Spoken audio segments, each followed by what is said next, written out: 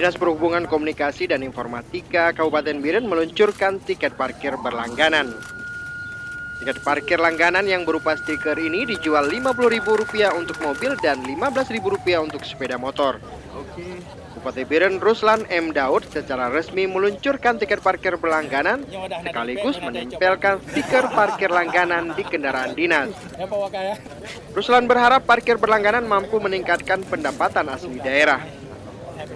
Sementara itu, Kepala Dinas Dishub Kominfo Kabupaten Biren Mulyadi mengatakan, untuk tahap uji coba, parkir langganan baru diberlakukan untuk kendaraan dinas, baik kendaraan roda 2 maupun roda 4. Dari Kabupaten Biren, Muhammad MY melaporkan untuk KC Video.